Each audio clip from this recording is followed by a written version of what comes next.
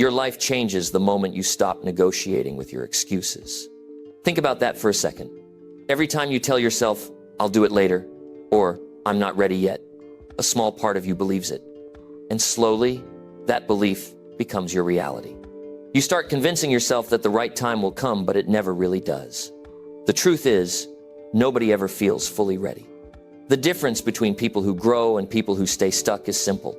One group acts, the other waits. You already know what needs to be done. Deep down, you know the habits you need to fix, the steps you need to take, and the changes you keep avoiding. But your mind keeps pulling you toward comfort, the easy path, the safe path, the familiar one. The problem is, comfort doesn't create growth. It only keeps you repeating the same days, wishing for change but never building it. This video is about understanding how your mind works, how it tricks you into hesitation, how it resists effort, and how you can take back control. It's not about motivation that fades in an hour. It's about creating discipline that lasts a lifetime. It's about rewiring your thoughts so that action becomes your default, not your struggle. If you've ever caught yourself stuck in cycles of almost, if you've ever wanted to move but couldn't push through the mental wall, this message is for you. You don't need another plan, another burst of motivation, or another promise to start on Monday. You need control. You need consistency. You need to stop listening to that voice that always says, later. Because your goals don't care about your feelings. Your dreams don't wait for motivation. And your potential won't grow until you do. This is where it starts, not with hype, not with luck, but with you, taking back the power to move forward no matter how you feel. When you master that, you'll stop hoping for change and start building it. One action at a time. Number one, confront your comfort zone before it quietly destroys you. Most people never realize how much their comfort zone is costing them. It doesn't take your money. It takes something far more valuable, your time, your confidence, your potential. Comfort is that soft place where nothing changes and nothing grows. You feel safe, but you're shrinking. You feel calm, but your dreams are fading. Every time you say, "I'll do it tomorrow," the comfort zone gets stronger and your willpower gets weaker. The truth is, if you don't confront it, it will quietly destroy you. Comfort is silent. It doesn't argue. It doesn't shout. It whispers things like, "You've worked enough today," or "You deserve a break," and you start believing it. That voice becomes your new logic, your new standard, your new normal. The danger is not in resting for a day. The danger is in teaching your mind that easy is okay. Once your mind accepts easy, it will fight against effort. It will fight against discipline. It will fight against growth. Human beings are built to grow through challenge. Every muscle, every skill, every ounce of character comes from doing something that wasn't easy. When you choose comfort over progress, you're choosing to stay the same. And staying the same when you have more inside you, that's one of the greatest pains in life. People don't regret what they tried and failed at. They regret what they never tried because it felt uncomfortable. The comfort zone is not evil, but it's dangerous because it lies. It tells you that comfort means peace, when in truth it means delay. It tells you you're fine, when you know deep down you're stuck. And the longer you stay in that zone, the smaller your confidence becomes. The more days you go without stretching yourself, the less you believe you can. That's how comfort quietly destroys you. It steals your belief before it steals your dreams. The first step to confronting your comfort zone is awareness. You have to see where you've gone soft. Maybe it's in your habits. Maybe it's in your routine. Maybe it's in your mindset. Ask yourself, what have I been avoiding because it's uncomfortable? What goal have I been postponing because it might be hard? Write it down. Be honest with yourself. Growth starts with truth. You can't fix what you don't face. Once you've seen it, the next step is decision. You have to decide that staying comfortable is no longer acceptable. Decide that you're done being controlled by feelings. Motivation is temporary, but decision creates direction. The day you decide that enough is enough, that's the day your life starts to change. That's the day you begin to rebuild your self-respect. The comfort zone will fight back. It will remind you of how tired you are, how hard it is, how uncertain the results are. That's normal. That's your old self trying to survive.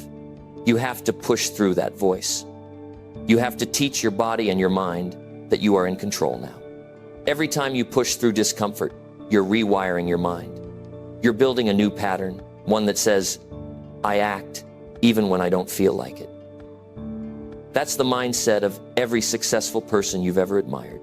Discomfort doesn't feel good, but it's not a punishment. It's a signal. It means you're in motion. It means you're growing. When you feel uncomfortable, it's not a reason to stop. It's proof that you're changing. You have to learn to connect discomfort with progress. The moment you start feeling that burn physically, mentally, emotionally, that's the moment you should smile, because that's the moment you know you're not standing still anymore. Most people wait until life forces them out of their comfort zone. They wait for a crisis, a breakup, a job loss, a wake-up call. But wise people force themselves to grow before life does it for them. They create pressure on purpose. They choose the challenge before the challenge chooses them. That's how you build real strength. You can't control everything in life, but you can control whether you're ready for it. You grow when you face small discomforts daily. Wake up a little earlier. Finish what you start. Have the tough conversation. Say no to things that waste your time. Choose the salad instead of the junk food. These small choices don't look heroic, but they build discipline. And discipline is what sets the winners apart from the rest. It's not about doing massive things once in a while. It's about doing small, difficult things every single day. When you confront your comfort zone, you start seeing the truth about yourself. You realize how often fear dressed up as logic. You realize how many excuses sounded reasonable but weren't real. You realize how capable you are when you stop negotiating with your limits. That's what builds self-trust. Every time you do something uncomfortable, you're sending yourself a message, I can count on me. That's where real confidence comes from. Not from praise or approval, but from keeping promises to yourself. There's a kind of energy that comes from taking control of your life again. The moment you act when you don't feel ready, you feel alive. The moment you finish what you started, you feel proud. The moment you face something you've avoided, you feel free. That's the reward of growth, not money, not applause, but power over yourself. And once you taste that power, you'll never want to go back to being comfortable again. You don't need to make huge leaps. You just need to move forward every day. Start small, but start. If you want to get fit, go for a short walk today. If you want to learn, read for 10 minutes. If you want to build discipline, make your bed. If you want to build consistency, plan your day and follow through. Small wins compound. Progress is built one uncomfortable action at a time. There will be days when you fail, days when you fall back into comfort. That's okay. The goal is not perfection. The goal is direction. Every time you catch yourself drifting, pull yourself back. You're training your mind to stay awake, to stay focused, to stay accountable. You'll notice that after a while, what used to feel hard becomes normal. That's when you know you're growing. The mind loves patterns, and it will fight new ones. That's why most people never change. They give up before the new pattern sticks. It takes repetition. You have to show up again and again until the uncomfortable becomes automatic. That's how you take charge of your own programming. You replace comfort with courage, and that courage builds momentum. Remember, every area of your life reflects the boundaries of your comfort zone. Your income, your health, your relationships, they all grow to the level of your willingness to be uncomfortable. If you stay where it's easy, you'll stay where it's average. If you want more, you must become more. The bridge between where you are and where you want to be is made of uncomfortable steps. There's no shortcut, but there's a simple rule. Act anyway. When you confront your comfort zone, you stop blaming. You stop saying, I don't have time, or I'm not ready. You start saying, I'll make it work. You start taking responsibility. And that shift in language changes everything. Responsibility gives you power. When you own your results, you own your life. The people who win in life are not the ones who had it easy. They're the ones who kept showing up when it was hard. They worked while others rested. They practiced while others scrolled. They grew while others complained. They confronted their comfort zone daily. They didn't wait for the right mood or the right moment. They built habits that made success inevitable. You can do the same. Start where you are. Don't wait for a better time. There is no better time. The best time is the moment you decide to move. The only real progress begins when you stop making peace with comfort. Comfort is not your friend, it's your test. The sooner you face it, the sooner you'll see who you really are. You are capable of much more than you think. You've just been trained by comfort to doubt it. But once you start acting despite your doubts, you'll surprise yourself. You'll realize that fear doesn't stop you, hesitation does. You'll realize that tiredness is often just resistance wearing a different name. You'll realize that every excuse you ever made was only trying to protect your comfort, not your potential. So force yourself to move. Force yourself to try. Force yourself to stay when you want to quit. Force yourself to become the kind of person who follows through. The power you want is already in you. It's waiting for you to stop choosing easy. The comfort zone will always invite you back, but now you know its price. You know that it takes your future in exchange for a little temporary relief. That's not a fair deal. Don't take it. Start today. Not next week. Not tomorrow. Today. Take one small, uncomfortable action that pulls you forward. Do it again tomorrow. Then again. Over time, you'll see what most people never see: the person you could have been all along. And that person is stronger, sharper, and freer than you can imagine. That's the reward for confronting your comfort zone. That's how you force yourself to get things done. Number 2, build self-respect by keeping the promises you make. Every person wants confidence. Everyone wants strength. But real confidence doesn't come from what you say. It comes from what you do. It's not built in front of people. It's built when no one's watching. You can read all the books, listen to every speaker, and fill your wall with quotes. But if you keep breaking promises to yourself, you'll never trust yourself. And without self-trust, there's no self-respect. Self-respect is not something you buy or fake. It's earned one small promise at a time. When you say you'll wake up early and you actually do it, you gain respect for yourself. When you tell yourself you'll exercise and you follow through, you start believing your own words. Every action becomes a vote for your character. Every follow-through is proof that your word means something. That's what builds self-respect, the quiet consistency of keeping your own promises. Most people think self-respect is about being strong or confident around others. It's not. It starts in private. It begins the moment you decide to stop letting yourself down. The reason so many people feel lost or weak is not because they lack motivation. It's because they've trained themselves not to believe their own words. They say they'll start tomorrow, and they don't. They promise themselves they'll quit bad habits, but they keep going back. Every time they break a promise, their belief fades a little more. Eventually, they stop setting goals because deep down, they already know they won't follow through. The first step to building self-respect is to stop making promises you don't intend to keep. Be honest with yourself. Don't say you'll do something just because it sounds good. If you say it, mean it.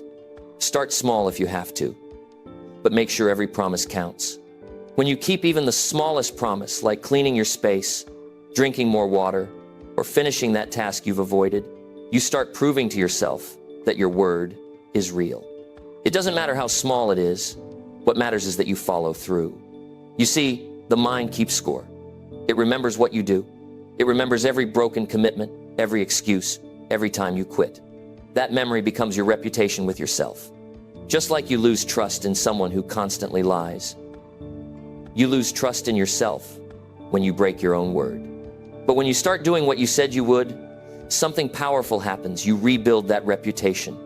You start to believe yourself again. And once you believe yourself, you can take on anything. Self-respect isn't loud. It's not about arrogance or showing off. It's quiet strength. It's the calm confidence of knowing that if you say you'll do something, you will. You don't need to announce it. You don't need validation. You simply act. That's when you become unshakable, because you no longer rely on anyone else's approval to feel strong. You become someone you can count on. The problem is, we live in a world that rewards words more than actions. People post about what they'll do, talk about their goals, and make big declarations online. But life doesn't care what you post. It cares what you practice. Talk doesn't build character, action does. The most respected people are not the loudest. They're the ones who quietly keep their promises, one day at a time, year after year. If you want to change your life, you have to start where you are. Pick one promise today. Maybe it's waking up on time. Maybe it's eating better. Maybe it's studying for an hour. It doesn't have to be big. It just has to be real. Keep that promise, then keep another one tomorrow. You'll start to feel something shift inside you. You'll stand a little taller. You'll walk with more certainty. That's not arrogance, that's alignment. You're finally living in line with your word. There's something powerful about people who do what they say they'll do. You can sense it. They don't need to convince you of anything because their actions already speak for them. You trust them instantly. That's how people should feel about you. And more importantly, that's how you should feel about yourself. Every time you follow through, you strengthen that bond with yourself. That bond is what keeps you grounded when life gets difficult. Self-respect is the foundation of discipline. When you respect yourself, you stop tolerating things that pull you backward. You stop wasting time on distractions. You stop making excuses for your habits. You stop allowing laziness to control your future. When you respect yourself, you start choosing the harder road because you know you're worth the effort. You no longer chase comfort because comfort no longer impresses you. Growth does. Think about how it feels when you let someone down. There's guilt, disappointment, a loss of trust. Now imagine that same feeling, but directed inward. That's what happens every time you let yourself down. You might brush it off in the moment, but deep down, it sticks. You start to feel frustrated with yourself, but you can't quite explain why. It's because your mind knows the truth. You've been breaking promises. And no one can live confidently while lying to themselves. The beautiful thing is, you can rebuild self-respect at any time. You don't need a perfect past. You don't need anyone's approval. You just need to start keeping your word. It's a decision you make right now. You can start rebuilding trust with yourself today by following through on one thing. Maybe it's that workout you've avoided. Maybe it's finishing that project. Maybe it's putting your phone down and doing something meaningful. The size doesn't matter. The consistency does. And here's what happens when you do. Your energy changes. You start walking differently. Your tone changes. People notice it. They can feel that you've taken charge of your life. You're not chasing motivation anymore because your actions create their own momentum. That's real confidence, knowing that when you decide, you'll act. You no longer hope things will work. You make them work. Building self-respect is also about setting boundaries with yourself. Stop allowing yourself to quit the moment things get uncomfortable. Stop giving yourself permission to delay what you know needs to be done. Hold yourself to a higher standard. When you say you'll finish something, finish it. When you say you'll stop a bad habit, stop it. Don't negotiate with yourself. The moment you start negotiating with your excuses, you lose control. Stay firm. Be the kind of person who means what they say, even to themselves. There's a reason discipline feels so good after it's done. It's not just about progress. It's about pride.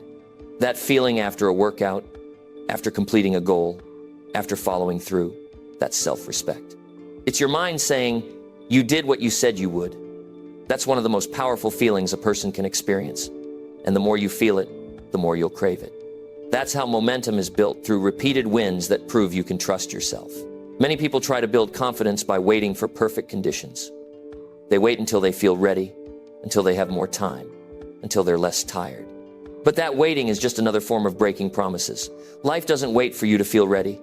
Confidence doesn't come before action, it comes after. You build it every time you act, even when it's inconvenient. Every time you keep a promise, even when you don't feel like it. You strengthen the part of you that leads instead of follows feelings. When you start living this way, your relationship with yourself changes. You stop needing motivation from outside sources because you've built internal respect. You don't need to be pushed because you've learned to push yourself. You start seeing your results grow, not because of luck, but because you've become reliable. You're no longer just setting goals, you're achieving them. You're no longer hoping to improve, you're proving that you can. Self-respect makes you dangerous in the best way. It gives you quiet confidence. You stop talking about what you'll do because you're too busy doing it. You stop comparing yourself to others because you're focused on your own standard. And you stop being controlled by fear because you faced it before and won. When you respect yourself, the world starts to respect you too, because the energy you project is one of strength, consistency, and truth. Think about it. When you meet someone who always follows through, you naturally trust them. You don't question their word. You don't doubt their intentions. That same principle applies to how you see yourself. When you keep your own promises, you start trusting your instincts. You start moving faster because doubt doesn't paralyze you anymore. You stop overthinking because you've learned that action is your way of thinking. If you want to transform your life, build self-respect first. It's the foundation of every other success. Without it, discipline fades, motivation disappears, and goals lose meaning. With it, you become unstoppable. You'll fail sometimes, yes, but you won't quit. You'll make mistakes, but you'll correct them. Because you'll know when you say you'll do something, it's as good as done. The world respects people who respect themselves. Employers trust them. Friends rely on them. Opportunities find them. That kind of person doesn't need to beg for success. They attract it by being dependable. The world has enough talkers. It needs more doers. Be one of them.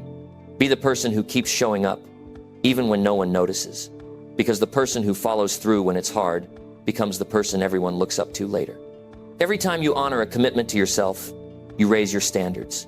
You set a new baseline for your behavior. The old version of you starts to fade, the one who gave up, who delayed, who broke promises. In its place, a new version rises, one that acts with integrity, one that moves with purpose. You won't have to tell people you've changed. They'll see it. So start today. Don't make 10 promises. Make one and keep it. Do it again tomorrow. Keep stacking small wins until keeping your word becomes part of who you are. That's how self-respect is built, not overnight, but through daily proof that you can trust yourself. And once you trust yourself, there's nothing you can't do. Force yourself to keep your word. Force yourself to stay consistent. Force yourself to act even when you're tired. Because the day you can look in the mirror and know that your word means something, that's the day you'll finally understand what real power feels like. That's self-respect. That's the foundation of every great life. Number 3. Use pain as proof that growth is actually happening. Pain has a way of stopping people in their tracks. It makes you question your choices, your strength, and your direction. But the truth is, pain is not the enemy, it's feedback. It's the body and mind saying, you're moving forward. Growth doesn't happen in the easy moments. It happens in the difficult ones. Every time you feel pain, you are standing in the middle of a change that's shaping you into someone stronger. Most people run from pain because they misunderstand it. They see it as punishment. But pain, when used the right way, becomes proof that progress is happening. Nothing in life grows without some form of pain. Muscles grow when they're stretched and torn. Skills grow when you make mistakes and learn. Character grows when you're tested. If you never feel discomfort, you're not growing. You're maintaining. Pain is the teacher that introduces you to your next level. It's the resistance that shapes your strength. If you look at anyone who's achieved something great, you'll find a story full of pain.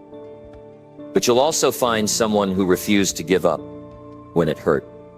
That's what separates those who rise from those who stay where they are. Not the absence of pain, but how they use it. Pain makes you pay attention.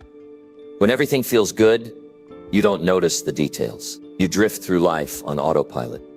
But when pain hits, your focus sharpens. You start to see where you've been lazy, where you've ignored your priorities, where you've settled for less. Pain brings awareness. It forces you to confront reality. That's why pain can be a gift. It wakes you up from the comfort that keeps you stuck. When you're chasing a goal, there will be moments when you feel frustrated, exhausted, and uncertain. That's normal. It's supposed to be hard. Growth requires friction. You can't build a stronger version of yourself without tearing down the weaker one. The process doesn't feel good, but it's work. The soreness after a workout, the mental fatigue after pushing through a task, the emotional weight of taking responsibility These are all signs that you're expanding your limits. They're not signs to stop. They're signals to keep going. Pain also teaches you patience. It shows you that transformation doesn't happen instantly. It takes time to adapt, time to adjust, time to heal. In those moments when you feel stuck, remember that pain is not a dead end. It's part of the road. You can't rush strength. You can't shortcut growth. If you remove the struggle, you remove the lesson. When you start to see pain as a phase instead of a punishment, you stop fighting it and start learning from it. Think about how life changes after difficult experiences. You handle pressure better. You react slower. You appreciate peace more. You stop being afraid of small things because you've already survived bigger ones. That's growth. Pain doesn't just build toughness. It builds wisdom. It teaches you what matters and what doesn't. It helps you let go of pride, ego, and fear. It humbles you and strengthens you at the same time. The reason most people quit when it hurts is because they think pain means something's wrong. But pain doesn't always mean you're failing. It often means you're progressing. You're simply in the middle of a process. Your old self can't handle you. That's why it hurts. Your limits are being stretched. It's like upgrading your system. The discomfort you feel is your body and mind learning to operate at a higher level. If you stop now, you freeze your progress right where it hurts the most, right before the breakthrough. You can't protect yourself from pain and still expect to grow. The people who avoid pain spend their lives avoiding opportunities. They play small because it's safe, but safe never leads to satisfaction. You might feel comfortable for a while, but eventually that comfort turns into regret. Pain, on the other hand, gives meaning to your effort. When you've endured something difficult and come out on the other side, the victory means more. You don't just get results, you earn them. And that sense of earning builds pride, confidence, and gratitude. There's a kind of strength that only comes from enduring pain willingly. When you choose to stay in the struggle instead of escaping it, you build self-control. You stop running from the hard parts of life. You develop the mental muscle to say, I can handle this. That belief changes everything. Once you learn that you can face discomfort and survive, you stop being controlled by fear. You stop waiting for perfect conditions. You stop doubting yourself every time things get tough. Because now you know, pain isn't the end. It's the evidence that you're still moving forward. Pain also clears out what doesn't belong. When you go through something hard, people reveal who they really are. Habits show their true cost. Weak beliefs fall apart. It's uncomfortable, but it's necessary. Pain strips away the unnecessary, so you can focus on what matters. You start to see what deserves your energy and what doesn't. You stop chasing meaningless things and start pursuing purpose. That's another gift of pain. Clarity. Sometimes pain comes from failure. You tried something and it didn't work. It hurts, but that pain isn't final. It's feedback. Failure teaches faster than success ever will. Every mistake carries information. What to change, what to improve, what to avoid. If you're willing to look at pain as information instead of insult, you'll grow faster than most people ever will. Pain becomes your coach. It points you in the right direction if you're willing to listen. Growth also comes from emotional pain. Heartbreak, disappointment, loss. These experiences break you open in ways nothing else can. They remind you that control is limited, but resilience is not. Pain teaches empathy. It helps you understand others more deeply. It strengthens your heart. It gives you a quiet strength that only those who've been hurt and healed can carry. You become more grounded, more patient, more real. That kind of growth can't be taught. It can only be earned through experience. It's easy to wish for a life without pain, but that's not real. A life without pain is a life without growth. You wouldn't know joy without sadness. You wouldn't know victory without struggle. The goal isn't to eliminate pain. It's to use it. Let it guide you, teach you, toughen you. The difference between people who grow and people who stay stuck is simple. One group runs from pain. The other uses it. The moment you stop fearing pain, you become unstoppable. You stop hesitating. You start seeing challenges as training instead of threat. You start viewing discomfort as a sign that you're on the right track. You stop asking, why is this happening to me? And start saying, what is this teaching me? That mindset shifts everything. Suddenly every difficulty becomes a stepping stone instead of a wall. When you look back at your life, you'll realize the painful moments shaped you the most. The heartbreaks, The losses, the disappointments, they built your perspective. They made you wiser, calmer, and more resilient. Pain is proof that you're alive, that you're still capable of change. It's the evidence that your life is moving somewhere. You can either let it break you or let it build you. The choice is yours. So when it hurts, don't run. Breathe, face it. Remind yourself that this is what progress feels like. Growth isn't supposed to feel comfortable.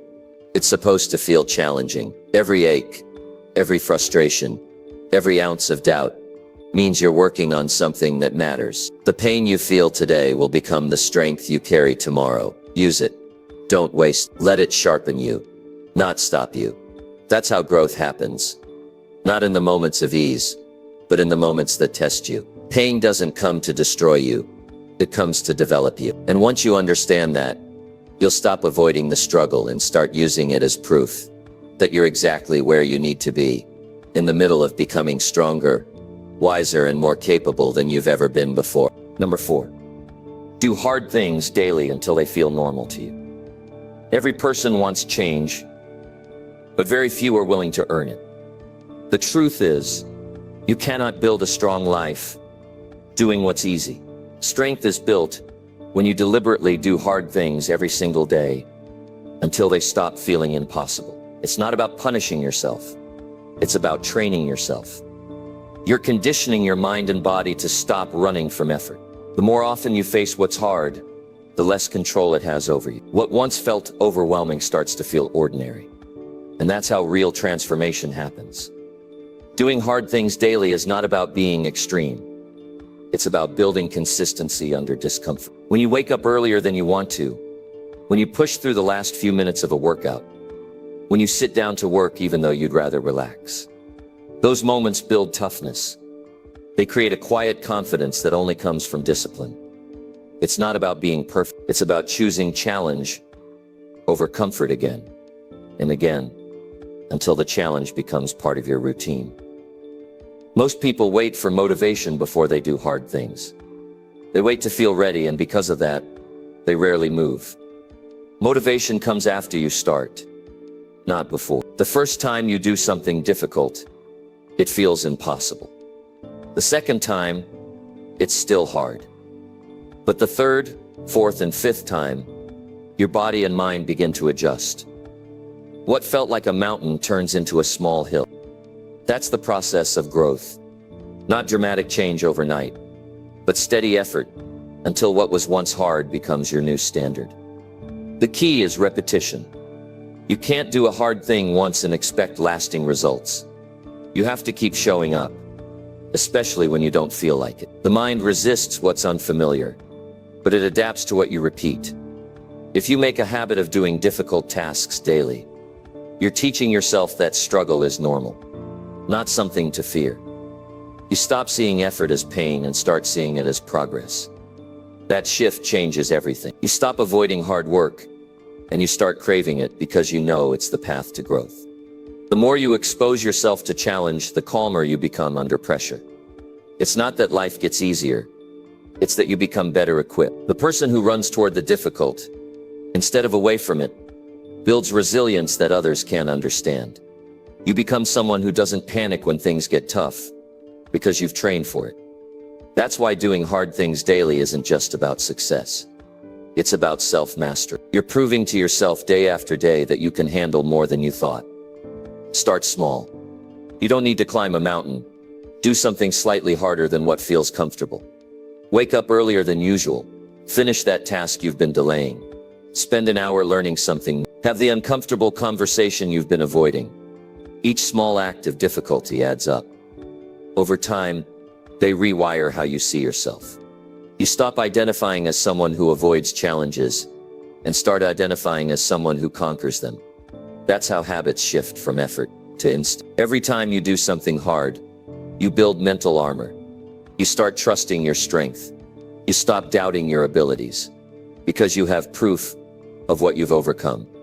That's the thing about consistency. It builds evidence. You can't argue with your own track record. When you face tough days and still moved forward, your mind remembers. It uses that memory as fuel. The next time life tests you. That's why it's important to practice doing hard things because it builds a library of victories you can draw strength from. At first, hard things feel unnatural because they go against comfort. But if you stay consistent, you reach a point where the hard thing becomes your new comfort zone. Waking up early becomes automatic. Pushing through resistance becomes instant. Working on goals daily becomes part of who you are. The hardest part is the beginning.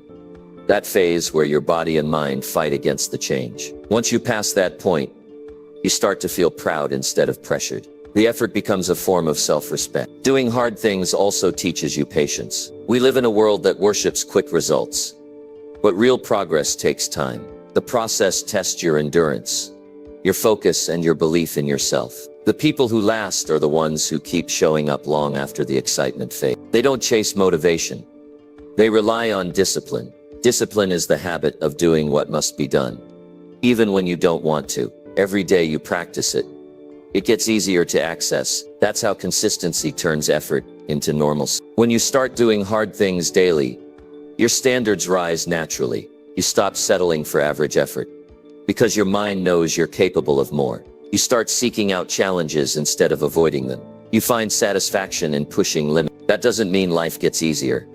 It means you stop being scared of difficulty. You welcome it because you've learned that difficulty is the fastest path to strength. Most people fear hard things because they've never stayed with them long enough to feel the reward. But if you do, you'll experience something rare: peace in progress. This daily commitment to difficulty also sharpens focus. When you practice staying disciplined under stress, distractions lose their power. You stop chasing instant pleasure because you've built a deeper sense of satisfaction through effort. You start valuing long-term growth more than short-term comfort. You notice that your mood improves, your energy increases, and your confidence grows, not because life is perfect, but because you're in control of yourself. Over time, doing hard things becomes addictive.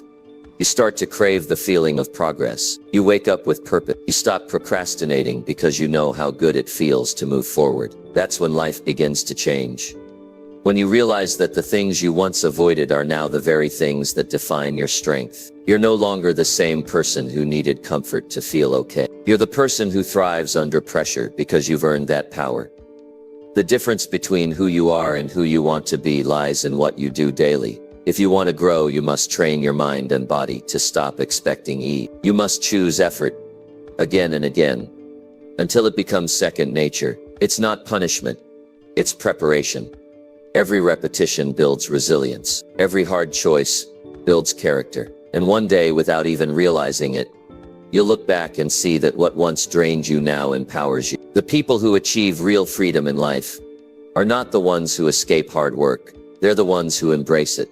They've built systems, routines, and habits that make challenge normal. They don't rely on feelings, they rely on commitment. That's why they move forward. While others wait for the right time doesn't exist. There's only the decision to start doing hard things today. Hard things don't just build strength.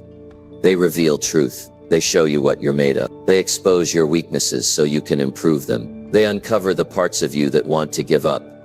And they teach you how to keep going anyway. Every challenge is a mirror showing you both your limits and your potential. The only way to see both is to keep showing up. You can't avoid difficulty forever. Life will hand it to you one way or another. The difference is whether you choose it or wait for it. If you choose it daily, it won't surprise you. It won't break you.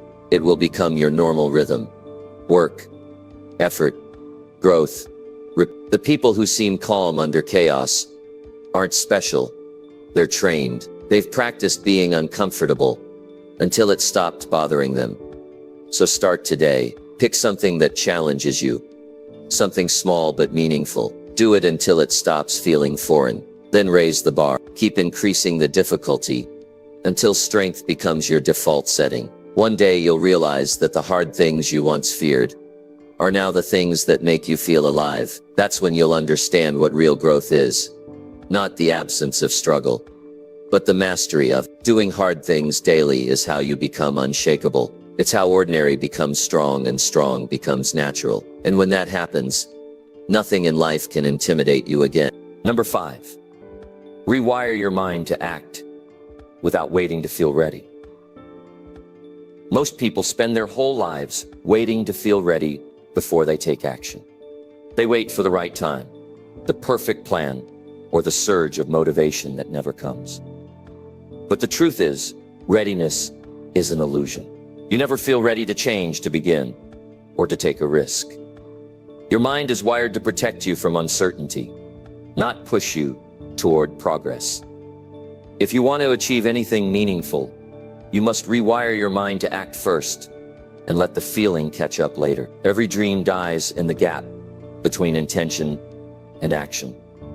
You think about starting, but you hesitate. You plan, but you don't execute. You tell yourself you need more clarity, more confidence, or more time. But those are just delays in disguise. The people who get things done don't wait to feel ready. They move anyway. They understand that action creates readiness. When you take the first step, your brain shifts from doubt to focus. Once you begin, momentum replaces hesitation. The human brain is built for comfort and survival, not for growth. It's always scanning for what might go wrong, for what feels uncertain. That's why when you try something new, your first instinct is to hesitate. Your mind wants safety, but growth and safety can't live in the same space. You have to train your brain to move before it overthinks. The more time you give your thoughts to analyze, the stronger your fear becomes. Action cuts through that cycle. When you act immediately, you interrupt the brain's habit of creating excuses. Think about how many opportunities you've lost because you waited for the perfect moment. There were ideas you never started, conversations you avoided, and goals you delayed because you were waiting to feel ready. Readiness never shows up. Confidence never arrives before the first step. You earn it through repetition, not preparation. The more you act, the more you train your mind to see discomfort as a signal to move, not freeze. That's the rewiring process, replacing hesitation with habit. Rewiring your mind starts with catching the hesitation early. Every time your brain says, "I'll do it later," you must do it now. The first 5 seconds of decision determine your outcome. If you let those seconds pass, your mind begins building reasons to wait. But if you act in those first few seconds, you teach your brain that you lead, not your feelings. Over time, this rewires your behavior. You stop needing to feel good to take action. You act because that's who you are. When you act without waiting, you build trust with yourself. You stop being a prisoner of emotion. Feelings are temporary. They change minute to minute. If you let them decide your life, you'll stay trapped in cycles of inconsistency. One day you'll be inspired.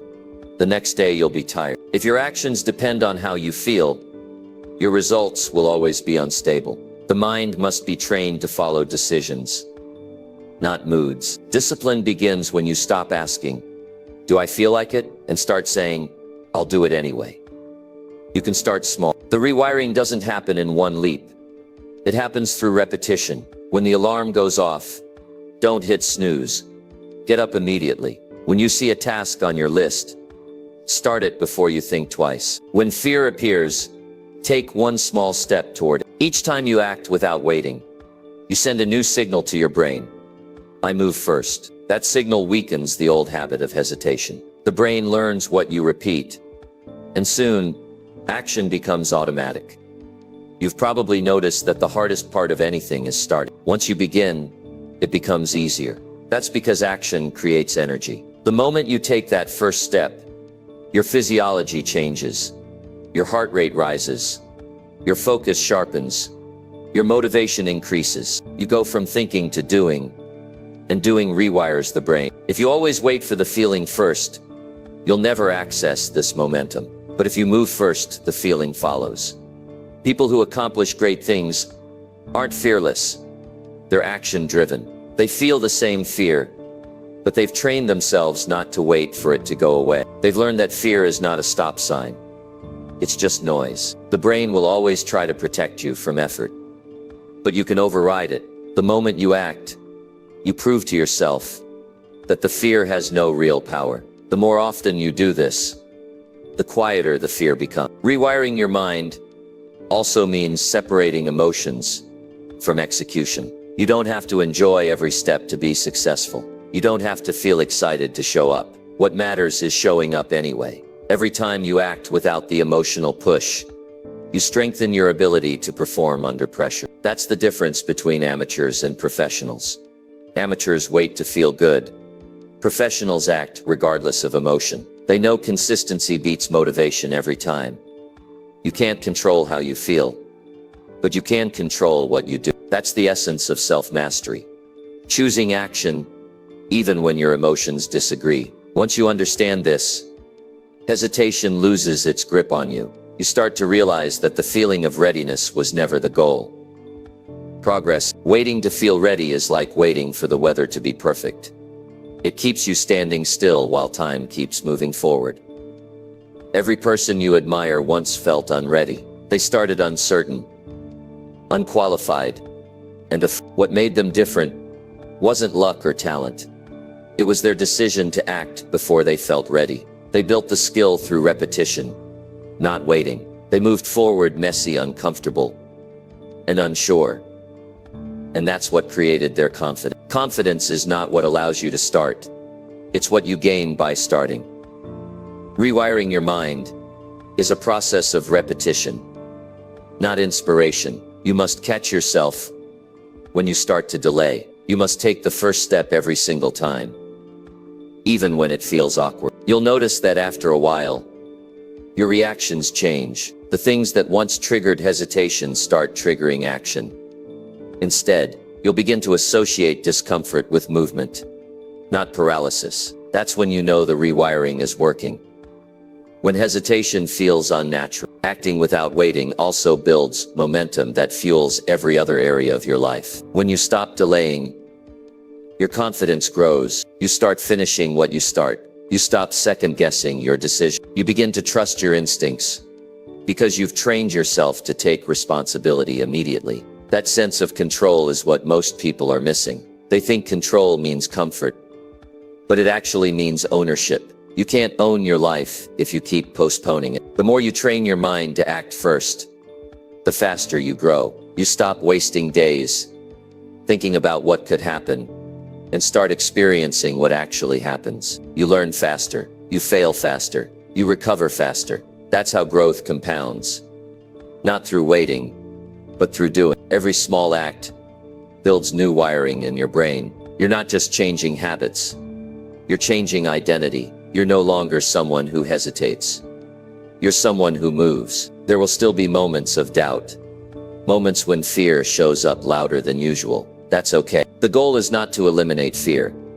It's to make action stronger than it. When that voice says you're not ready, you move anyway. You prove that voice wrong through behavior, not argument. Over time, that voice weakens, and a new one takes its place. A voice that says, I'll figure it out. That's the mindset that builds real confidence. Acting without waiting doesn't make life easier, but it makes you unstoppable. It gives you freedom from hesitation, from overthinking, from waiting for permission. Once you learn to move without needing the perfect feeling, you stop being limited by emotion. You stop being controlled by doubt. You finally understand that readiness is not something you find.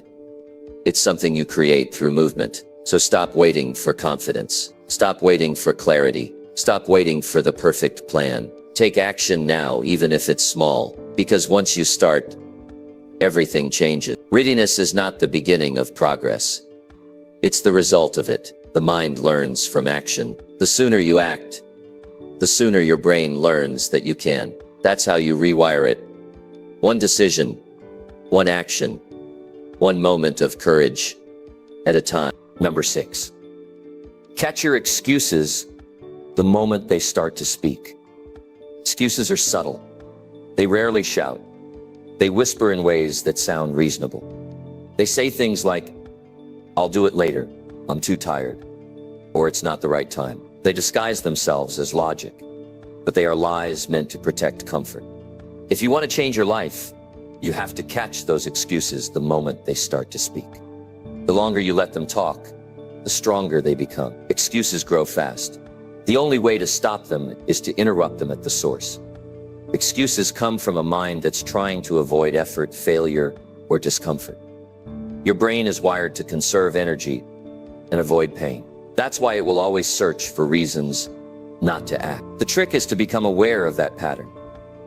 You have to listen closely to your thoughts and spot the excuses before they take root. Awareness is your first defense. You can't fight what you can't see. The moment you hear your inner voice start to justify, delay, or doubt, stop it right there. Don't let it finish the sentence. Don't negotiate. Interrupt it and move. Most people lose the battle, not because they lack talent, but because they believe their excuses. They don't realize that every excuse, no matter how small, chips away at discipline. It teaches the mind that comfort is more important than commitment. The more you give in, the easier it becomes to quit next time. That's how people drift through life, not with one big failure, but with thousands of small excuses that sounded harmless. To live with strength, you must reverse that habit. You must make action automatic and excuses unacceptable. Excuses often sound kind. They tell you to rest when you should push. They tell you that you've done enough for today. They tell you you'll start fresh tomorrow.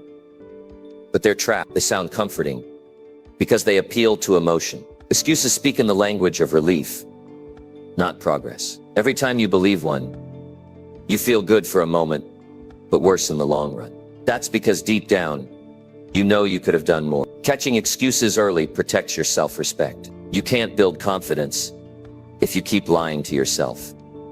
To catch an excuse, you must slow down your thoughts. Pay attention to what you tell yourself when it's time to act. That's when the mind becomes creative. It will remind you of distractions, convince you something else is more urgent, or tell you it doesn't matter if you skip once. Recognize that voice. Label it. Call it what it is, an excuse. The moment you name it, it loses power. Once you see it clearly, you can choose differently. Most people never reach that point because they don't question their own thoughts. They treat every idea their mind produces as truth. But your mind is not always your ally. It's a tool that must be trained, not obeyed. When you start catching excuses, you'll notice how often they appear. They're everywhere. When you're tired, when you're busy, when you're afraid. That's okay. The goal isn't to eliminate them completely. It's to respond differently. Instead of believing the excuse, you take the action anyway. Each time you do that, you weaken the habit. You teach your brain that you lead, not your feelings. Over time, your excuses get quieter because they no longer work. The mind stops wasting energy, trying to convince you to stop when it knows you'll move anyway. Excuses also thrive in lack of clarity. When you're unsure of what to do, the mind fills the space with reasons to wait. That's why planning matters. When you know your priorities for the day, you leave less room for negotiation. Excuses love uncertainty. The more specific your goals, the easier it is to detect when your mind tries to pull you off track. If your plan is to work out at 6 a.m. and that voice says, maybe later, you know it's lying. The more structure you build, the easier it is to recognize and reject those small lies. The mind likes to protect identity. If you've spent years thinking of yourself as someone who avoids pressure or delays things, your brain will try to keep that version alive. Every time you challenge that identity, excuses rise up to defend it. That's why personal growth feels uncomfortable. It's not just change, it's confrontation with the old self. Catching excuses means catching the part of you that doesn't want to evolve. It's the internal resistance that whispers, you can't handle this. But the truth is, you can't. You've just believed the wrong voice for too long. There's power in proving that voice wrong. Each time you act despite an excuse, you collect evidence that you're capable. The mind begins to adjust. It stops relying on avoidance as a solution. It starts to see effort as the new normal. That's how mental rewiring happens.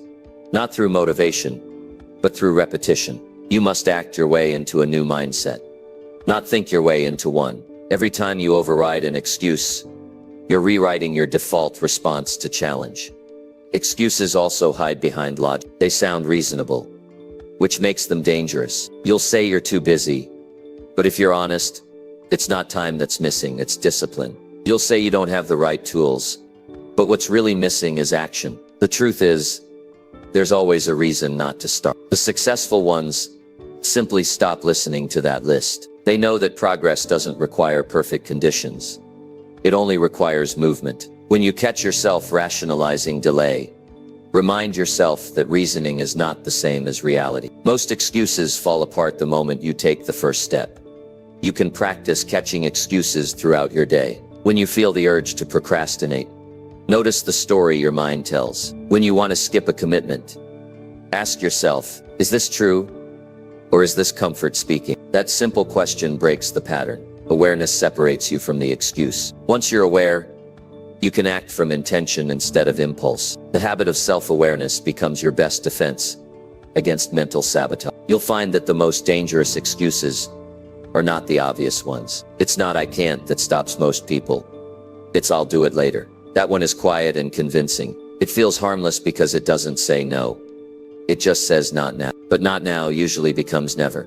That's why you have to move the moment that thought appears. Action breaks hesitation. You don't need to argue with the excuse. You just need to act faster than it can grow.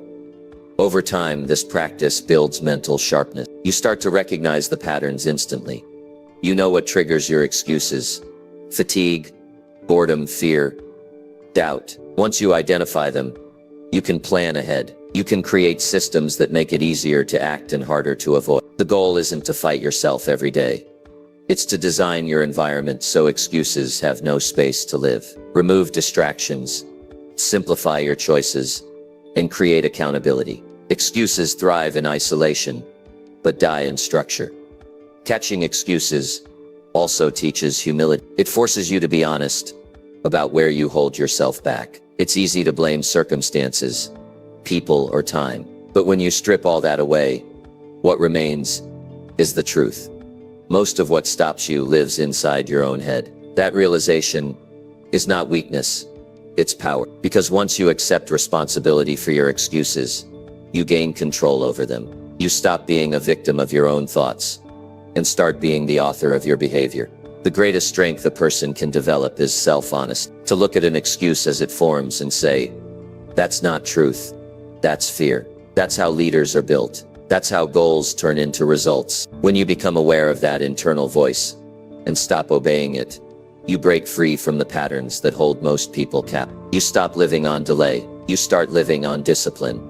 So the next time your mind says, "I'll do it later," act right then. When it says, "I don't feel like it," move anyway. When it says, "It's not the right time," remind yourself that the right time is now. Every time you do this, you silence the voice of limitation a little more. Eventually, excuses stop controlling you because you've trained yourself to catch them the moment they speak. And once you do that, nothing can keep you from getting things done. Number 7, create pressure on yourself before life does it for you. Pressure has a bad reputation. People talk about it as if it's something to escape, something that only brings stress and exhaustion. But the truth is, pressure is what builds strength, focus, and character. Without pressure, you grow soft. Without challenge, you drift. The people who perform at the highest level don't wait for pressure to come to them. They create it. They hold themselves to standards that keep them sharp. They push before life pushes them, because when life finally does apply pressure, they're ready. Waiting for life to force you into action is one of the biggest mistakes you can make. When you avoid responsibility, when you ignore growth, when you keep saying someday, life has a way of stepping in and waking you up the hard way. It might come as financial struggle, health problems, broken relationships, or lost opportunities. Life will always demand growth. The question is whether you choose to grow voluntarily or wait until pain makes you move. Creating pressure on yourself means you don't wait for a crisis to motivate you. You build urgency from within. Think about the people who perform at their best. They don't rely on deadlines to move. They don't wait for others to tell them what to do. They create systems that keep them accountable, even when no one's watching. They set higher standards for themselves than anyone else would. That's why they succeed. Not because they're special, but because they practice self-imposed pressure. They understand that discipline is freedom. When you take control of your pressure, you take control of your future. Pressure sharpens you. When you operate under challenge, you think faster, plan better, and act with more purpose. Comfort dulls the mind. It makes you slow and uncertain. But pressure brings clarity. It forces you to prioritize, to eliminate what doesn't matter, and to give your full energy to what does. If you've ever had a moment when you were running out of time or options, you've seen how capable you actually are under pressure. Imagine if you learned to access that drive every day without waiting for a crisis. That's what creating pressure on yourself really means. Using challenge as a tool for growth. Creating pressure starts with demanding more from yourself. Not because you hate where you are, but because you know there's more inside you. You don't need to compare yourself to anyone else. You compete with your own potential. Ask yourself, what am I capable of if I stop playing safe? That question alone can change how you live. When you hold yourself to higher standards, you create an internal expectation that pushes you to act. You stop coasting and start creating momentum. You can apply pressure in many ways, setting tighter deadlines, raising your goals, committing publicly, or challenging yourself to stay consistent, even when you don't want to. The goal isn't to create stress that breaks you, but to create structure that strengthens you. Most people avoid pressure because they confuse it with panic. Pressure isn't panic. Panic comes from chaos.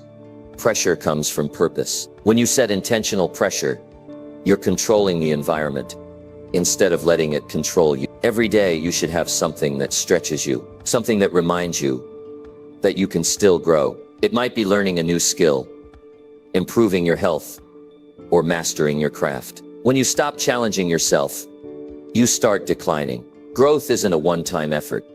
It's a lifestyle. The moment you get comfortable, you start slipping backward. Creating daily pressure ensures you never lose that edge. It keeps you awake, engaged, and hungry. Pressure also builds resilience. The more you expose yourself to challenge, the less fear controls you. You start to trust your ability to adapt. Life won't always go as planned, but if you've practiced handling difficulty, you won't fall apart when it comes. You'll stay calm when others panic. You'll think clearly while others freeze. That's the power of creating pressure.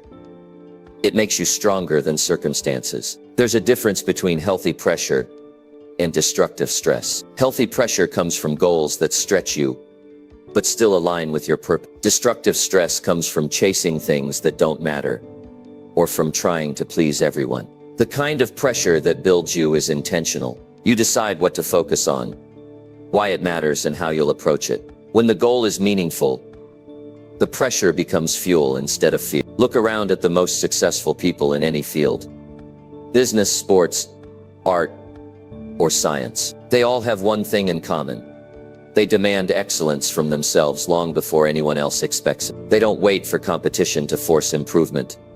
They create competition inside their own minds. That's why they rise faster. They live with a sense of urgency, not because they're in danger, but because they understand time is limited. When you create pressure intentionally, you stop wasting days. You move with purpose because you know every choice counts. Creating pressure also destroys procrastination. Most people procrastinate because they feel like they have endless time. When you give yourself strict boundaries and clear targets, your focus increases. You stop drifting. You start seeing every hour as an opportunity to move forward. That awareness builds consistency, and consistency builds results. The best performers are not the most talented. They're the most consistent, and consistency is born from controlled pressure. Pressure forces honesty. It reveals whether you're serious or just pretending. When you push yourself, excuses don't survive. The truth shows up. You see what habits are holding you back, what weaknesses you've been hiding, and what you need to fix. That's not a bad thing, it's growth. The more honest you are under pressure, the faster you evolve. You stop lying to yourself about effort and start doing the work. You can create pressure through accountability. Tell someone your goal and give them permission to check your progress. The fear of letting them down can push you further than motivation alone. You can create pressure through deadline. Decide when something will be done and stick to it no matter what. You can create pressure through competition. Measure your progress and aim to beat your own best. Pressure doesn't always have to come from external forces. The most powerful kind comes from within. The kind that says, I refuse to stay average. Life will eventually test you. It will put you under pressure whether you're ready or not. The question is whether that pressure breaks you or strengthens you. If you've never trained under voluntary pressure, Real challenges will feel overwhelming. But if you've already faced self-imposed tests, you'll handle life's demands with confidence. You'll adapt faster. You'll recover quicker. You'll perform better under chaos because you've practiced in calm. That's the advantage of creating pressure before life does. There's a peace that comes from living this way. When you hold yourself accountable, you stop fearing the future. You don't need to hope things will go your way because you've prepared for both success and struggle. You become proactive instead of reactive. You take charge of your direction. That's what true freedom looks like.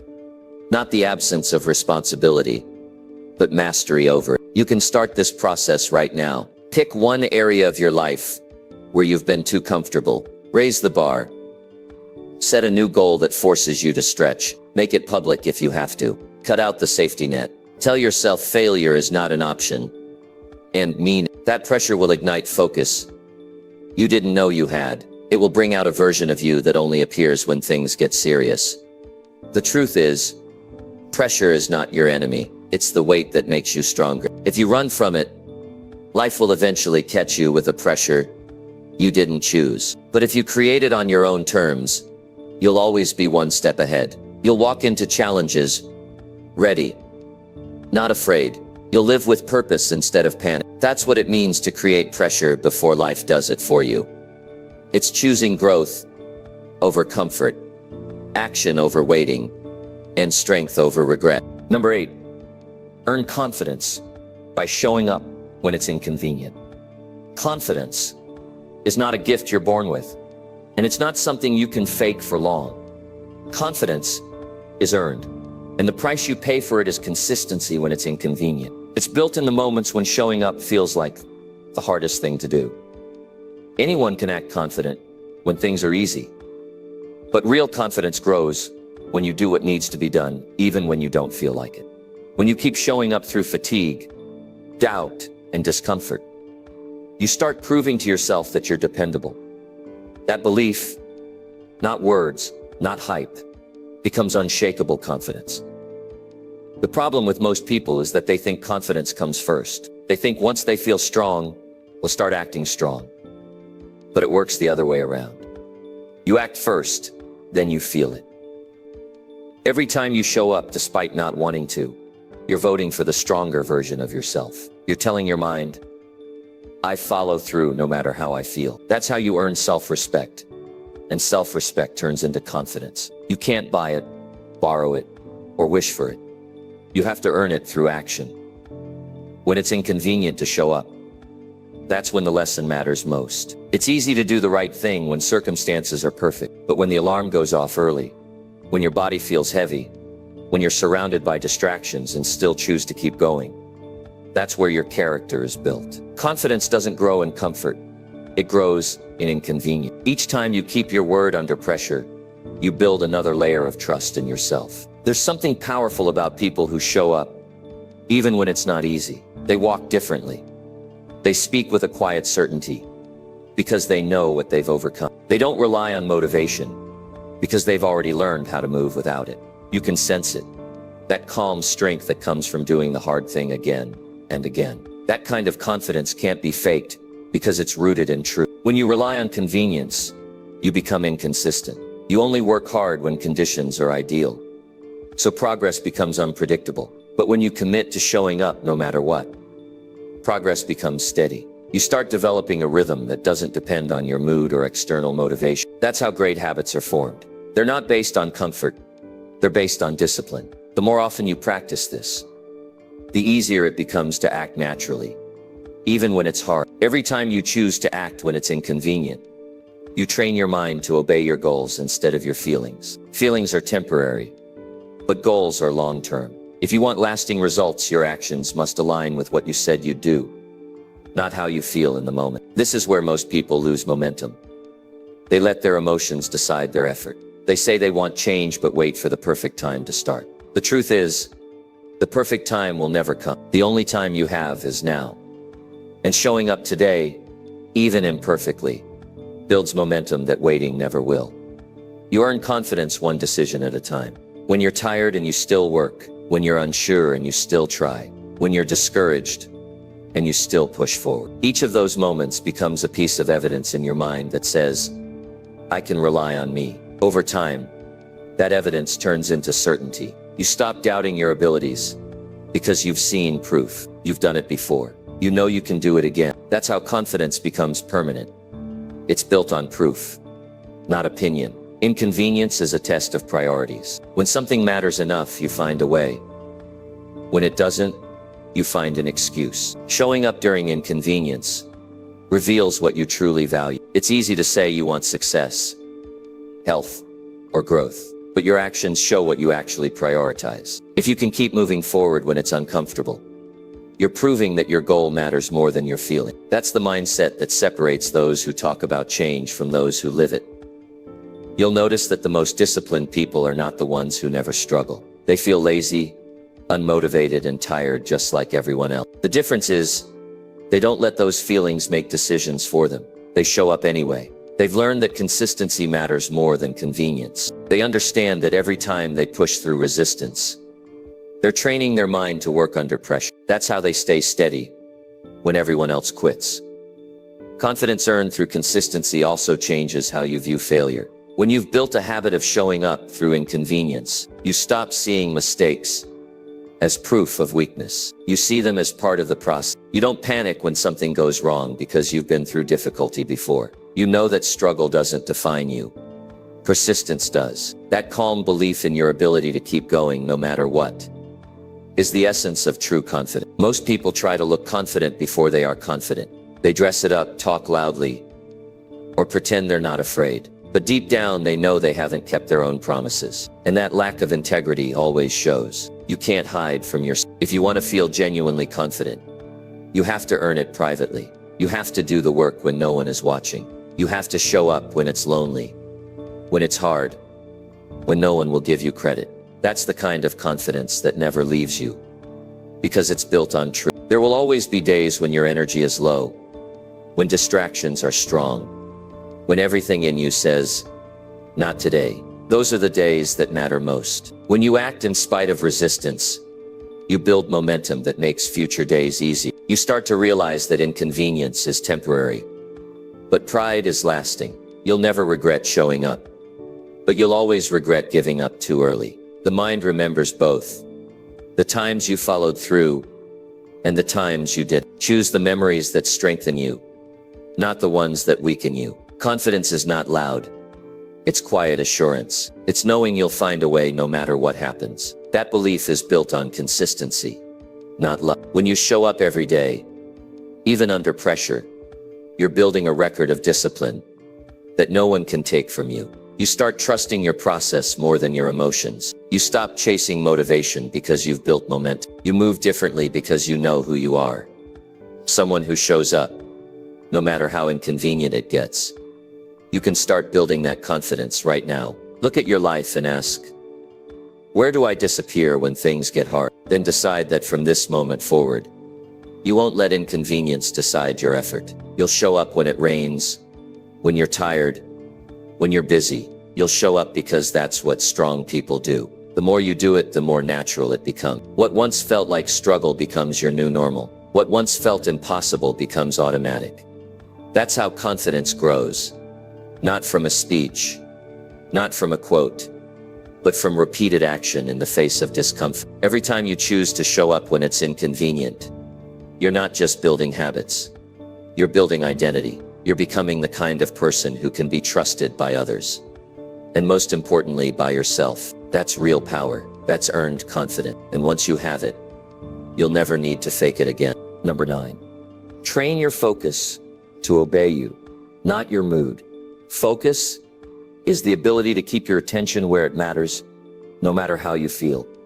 It's one of the rarest and most powerful skills a person can develop. Most people let their focus follow their mood. When they feel good, they're productive. When they feel tired or distracted, their mind scatters. But the difference between average and exceptional is this.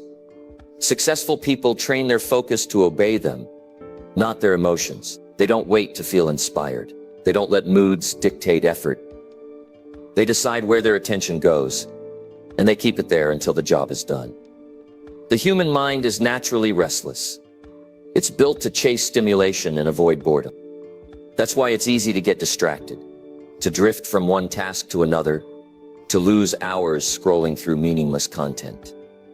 But when you train focus, you take back control of that energy.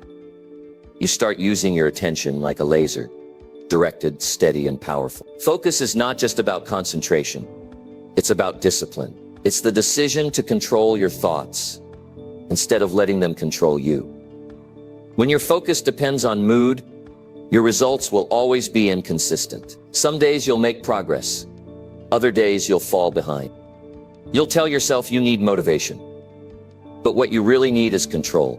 Mood is temporary, but focus can be trained to be permanent. The goal is to make your attention follow your intention. That means you decide what matters for the day. And you teach your brain to stay locked in on that, even when you don't feel like it. Training focus begins with awareness. You have to notice how often your mind drifts. Most people aren't even aware of how distracted they are. They check their phone without realizing it, switch tasks without finishing one, or start something new before completing what's in front of them. The first step is to catch yourself. The moment you notice your attention slipping, bring it back. Don't judge it, just redirect. That simple act of pulling your focus back again and again is the workout your mind needs to grow stronger. The brain responds to repetition. Every time you refocus, you're building mental muscle. The more you practice, the longer you can stay concentrated. At first, you'll struggle. Your thoughts will wander constantly. But over time, you'll notice that you can stay locked in for longer periods. That's progress. Focus isn't something you suddenly master. It's something you build through persistence. Just like physical strength, it grows with consistency. The next step in training your focus is eliminating distractions before they grab your attention. You can't stay focused in a noisy environment filled with temptations. If your phone keeps lighting up, if your workspace is messy, if your mind is full of unfinished tasks, your attention will split. Preparation is everything. Create an environment that supports concentration. Silence notifications. Clear your desk. Close unnecessary tabs. The fewer decisions your mind has to make, the easier it becomes to stay focused. You must also learn to focus on one thing at a time. Multitasking destroys productivity. It gives you the illusion of progress, but in reality, it divides your attention and weakens your output. The most efficient people don't do more, they do one thing fully. When you give your full attention to a single task, you not only finish faster, but you also do it better. Focus deepens quality. If you want your work, your craft, and your goals to stand out, train yourself to go deep, not wide. Focus is also tied to emotional control. Your mind will always try to escape discomfort. When a task gets difficult, when boredom sets in, or when fatigue appears, your emotions will try to pull you away. They'll say, take a break, check your messages, do it later. This is the battle between discipline and mood. You must teach your brain that feelings are not commands. You can acknowledge discomfort without obeying it. The more you act despite emotion, the stronger your control becomes. You're telling your mind, you work for me, not the other way around. You'll find that focus improves when you have clarity. The mind can't concentrate on confusion. When your goals are vague, your focus will scatter. But when you know exactly what you want and why you want it, your energy naturally aligns. Before you start any task, define the outcome. Know what success looks like for that session. Give your brain a clear target. This eliminates mental noise and replaces it with direction. One of the best ways to train focus is through time blocking. Decide in advance what you'll work on and for how long. During that time, do nothing else. No distractions. No multitasking. No checking your phone. Just pure focus. At first, it will feel uncomfortable. You'll crave distraction because your brain isn't used to that level of attention. But the more you practice, the easier it becomes. Over time, your mind learns that when you say focus, it's time to lock in. Focus is not about perfection.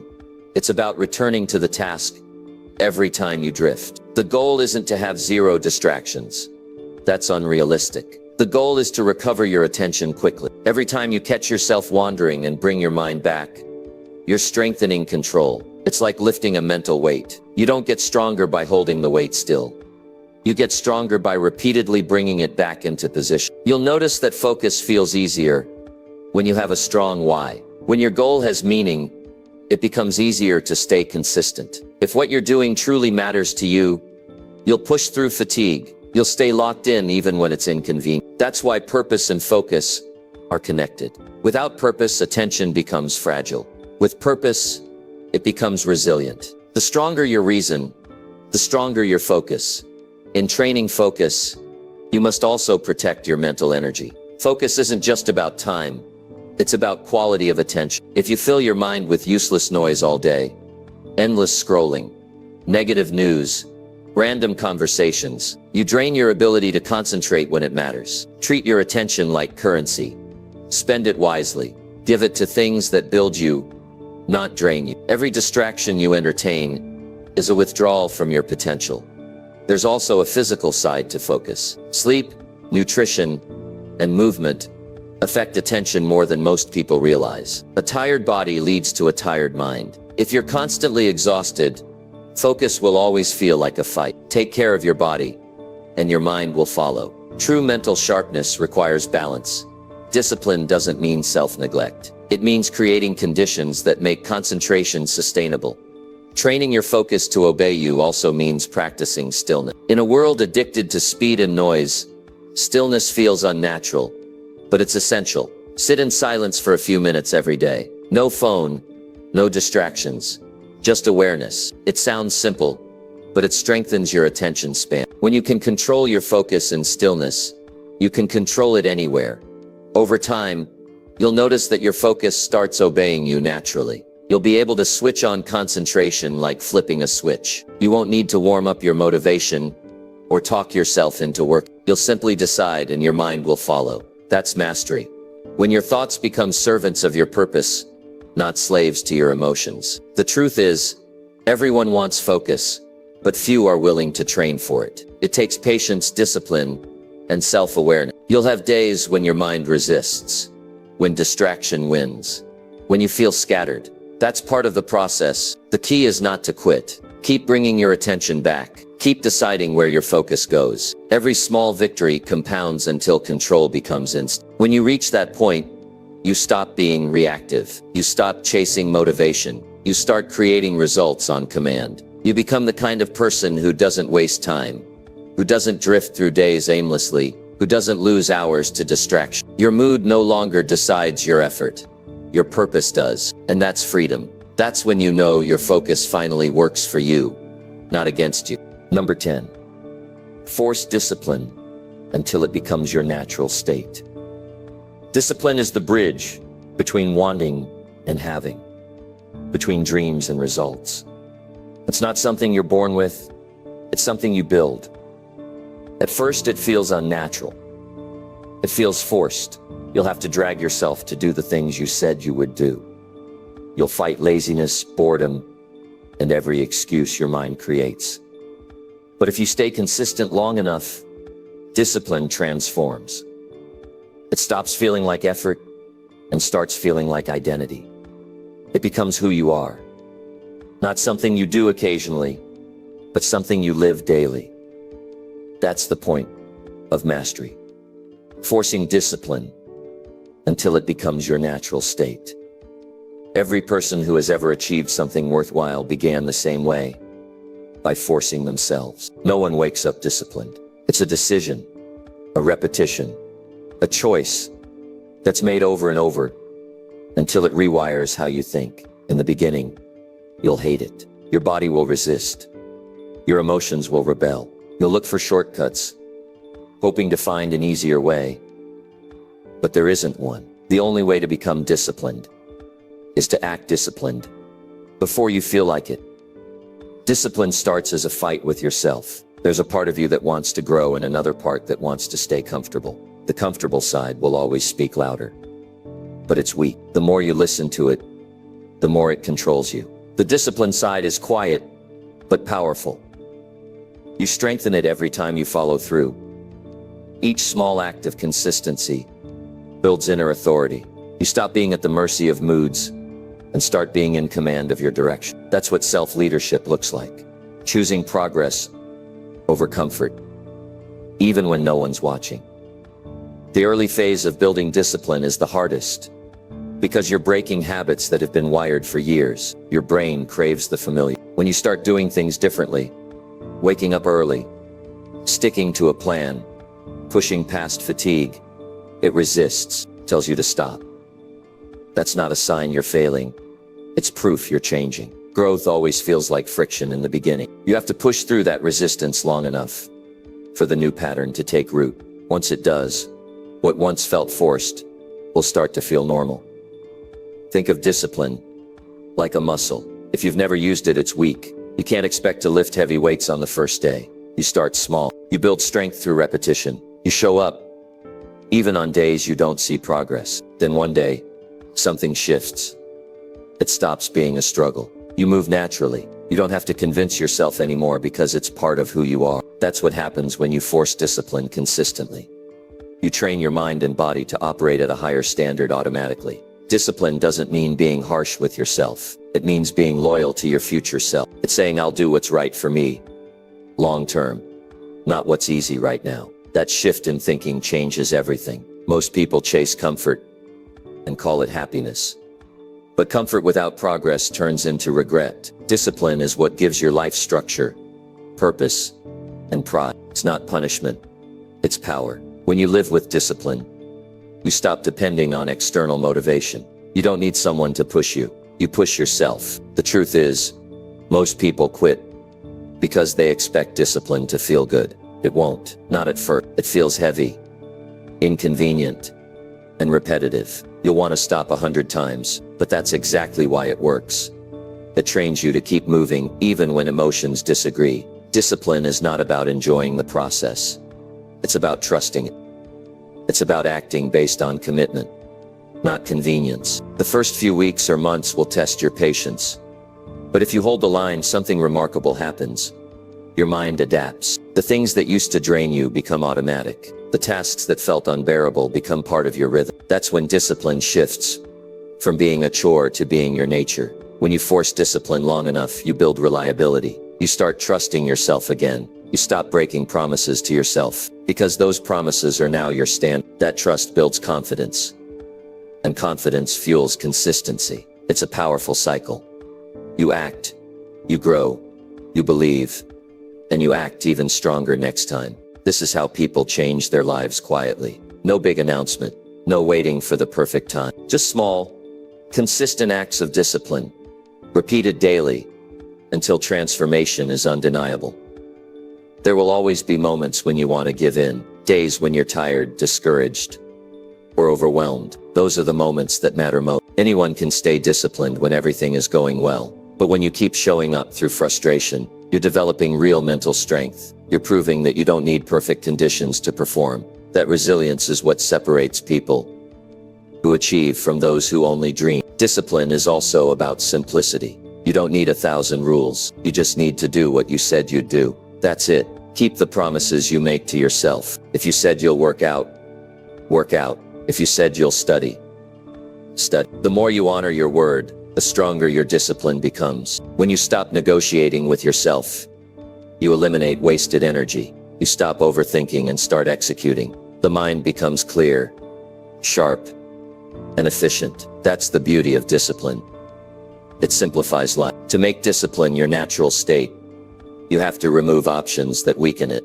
Stop giving yourself backup plans for laziness. Don't say if I feel like it, or if I have time. Replace that with this is what I do. Create an environment that supports discipline. Surround yourself with reminders of your goals. Remove distractions that tempt you to break your focus. Structure your days so that the most important actions come first. The more systems you build, the less willpower you need. Discipline thrives in structure and dies in chaos. It's important to understand that forcing discipline is not about perfection. You'll slip sometimes. You'll miss a day or make a mistake. But the key is to get back up immediately. Don't turn one bad day into a bad week. Don't let guilt replace effort. The moment you start again, you're back on track. Discipline is not about never falling.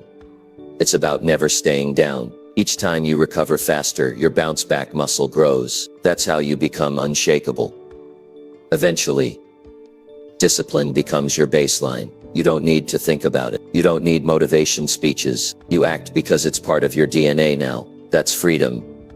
Not needing external control because you've mastered internal control. People will call it willpower, but it's not. It's habit. It's identity. It's the result of thousands of small decisions stacked over time. The difference between people who live with discipline and those who don't is simple. One group forces themselves until it sticks, and the other waits for it to feel easy. But waiting never works. Life doesn't reward those who wait. It rewards those who act. If you can endure the discomfort of forcing discipline long enough, you'll reach a point where doing the right thing feels natural and effortless. That's when life starts to flow. So don't wait for the feeling. Don't wait for the right moment. Start today. Build the habit of doing what you said you'd do. Not once, not occasionally, but every day. Push through resistance, ignore excuses, and stay consistent. Discipline isn't about perfection. It's about persistence. Keep forcing it until one day you no longer have to, because by then it won't be something you're trying to do. It'll be who you've become. You've heard enough talk about waiting for motivation. Now it's time to act, because nothing changes until you decide to move. Not tomorrow, not next week, not when you feel ready. Now, every time you take action when it's uncomfortable, you're building a stronger version of yourself. Every time you show up when it's hard, you're proving that you can control your own life. This isn't the end of a video. It's the beginning of a different mindset. One where you stop running from effort and start running toward growth. One where you stop asking for the right mood and start creating the right habits. You already have what it takes. You just need to use it. So when this video ends, don't scroll to the next distraction. Take one small step. Do one thing that moves your life forward today. And remember, success doesn't wait for motivation. It belongs to the ones who force themselves to get things done. Now go earn your progress, then come back, because this is just the start of your transformation.